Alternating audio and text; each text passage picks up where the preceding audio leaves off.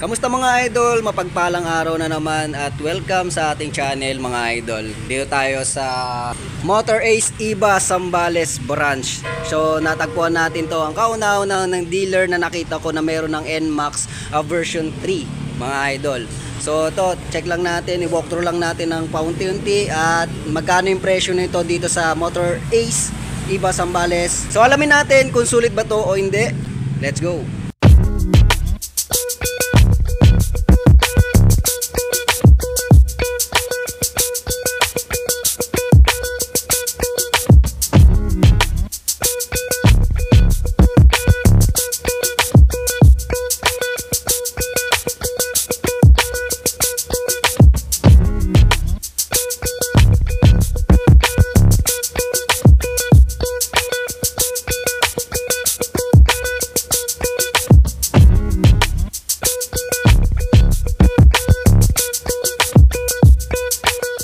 Sa mga naghahanap nga pala ng version 3 ng NMAX, meron na dito sa Motor Ace Iba. So, available in color, black, and silver or gray, whatever. So, dalawang kulay nila. So, standard version po sila, wala po siyang turbo, pero version 3 na po siya, okay? So, makikita natin, napaka very sporty na ng look dito sa unahan mga idol, no? So, may mga pakanto-kanto, hindi na siya choppy tignan mga idol. Okay? So sa personal talaga, in front view, makikita natin na very sophisticated at very sharp edges ang mga ginawa rito, no? So lalo na dito sa kanyang headlight mga idol na projector light na ginamit niya dito. At the same time dito may daytime running light na mga idol. At ang kagandahan nito, LED na po ang kanyang gamit sa kanyang signal lights. So same pa rin ang kanyang texture sa mga fairings niya mga idol. Tapos meron pa rin siyang rest dito, footrest dito. So in the long ride, malaking tulong dito mga idol. Dito pa rin ang kanyang emblem mga idol na Yamaha logo. Okay? Tapos ang kagandahan nito, standard version with ABS na po siya, anti-lock braking system mga idol. Suspension niya dito sa harap is telescopic fork. Braking system is disc brake with 1-pot caliper na may sukat na gulong na 110/70-13 at mags po ang ginamit niya rito mga idol. Ayan sa bandang likuran, so makikita natin na LED na po ang gamit niya mga idol, no? Yan, LED na po, hindi na po siya yung dati na bulb type. So mas matipid na sa kuryente ng baterya. Tapos ang kagandahan nito, meron pa tayong emblem dito na logo ng Yamaha. So yun. Tapos dito meron tayong reflector sa dagdag safety sa daan. Okay? Ang gamit dito ng suspension ay dual shock absorber. Then meron po siyang sub tank. Okay? So, very convenient gamitin. Tapos, ang braking system niya rito is disc brake mga idol. Tapos, ang sukat ng gulong 130/70/13. Tapos, mags po ang ginamit niya. Alright? So, dito naman tayo sa taas mga idol. Makikita natin, no? Yan.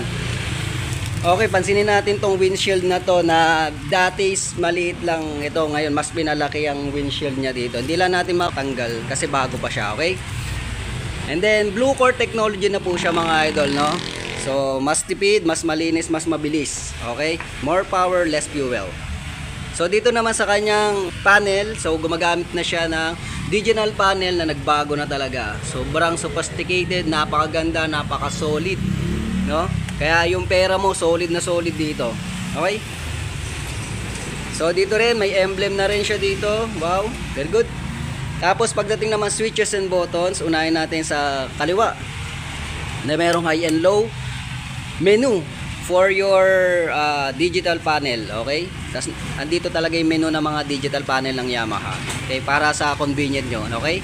Hindi nyo naabutin dito. Next, meron po siya signal lights. Tapos ito yung busina niya dito sa kabila. Tapos dito naman sa may kanan, meron po siyang okay, SSS or stop start system, no, na kung saan mas matipid ito, mas fuel efficiency kung gagamit ka nito, okay? Then meron po siyang hazard switch and electric starter button. Nga pala wala po itong kickstarter. Yan. So wala po siyang kickstarter, ito po yung airbox niya, tapos ito yung crankcase niya. Wala po siyang kickstarter mga idol kasi nga gumagamit ito ng SMG or smart motor generator, okay? So ang kagandahan nito is keyless entry na po siya. So meaning remote control na with anti-theft and answer back system na po siya. Meron po siyang fuel and seat opener mga idol. Tapos dito naman mga idol, meron po siyang convenient na pocket na mas malalim. Ang lalim mga idol, no? Tapos sa kabila naman merong pocket, no? I suppose na meron po siyang charger. So yan yung charger niya mga idol, di ko lang mapakita. Yan, may charger po siya na 12 volts, tapos ano po siya, USB type po siya mga idol. Okay, sa bandang harapan ng yag balls area ng rider, no, makikita natin yung kanyang fuel refiller. Ayan, so hindi ka natatayo para magpagas lamang. Okay? Okay, ang kagandahan pa rin pala nito mga idol, Yamaha Motorcycle Connect na rin po siya. So equip na rin po siya ng Yamaha Motorcycle Connect. Okay? So malaking tulong yan, pero hindi ko lang alam kung magagamit nyo o hindi. Basta malaking tulong yan sa pagpapangalaga ng yung motor.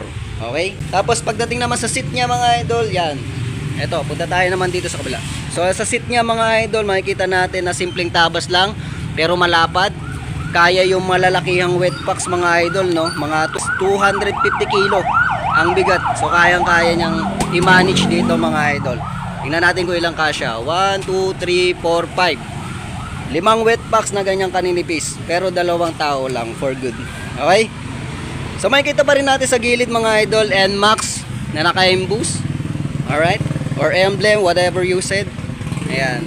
Magkabilaan po yan mga idol. Tapos ang gamit pala nito is water cooled mga idol para sa kanyang pagpapalamig ng makina.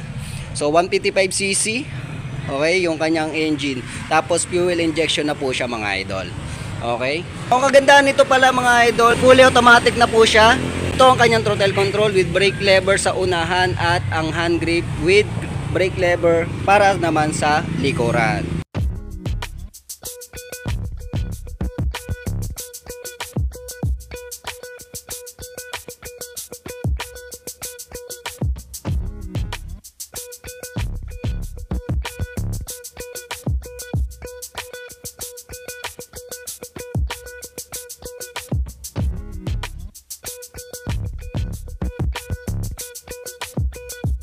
Ang presyo nito para sa cash, ang NMAX ABS version 3 standard edition ay merong cash na 158,000 pesos. At para naman sa down payment, meron po siyang 10,500 pesos. Para naman sa monthly mga idol, pwede kayong mag-inquire dito. Okay, ito yung exact location niya mga idol, Motor Ace mga idol, Govic Highway, Direta, Iba, Zambales.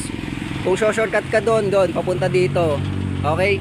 So katabi niya dito JKJ Depot, tapos Cebuana, and then meron na siyang Motor Ace.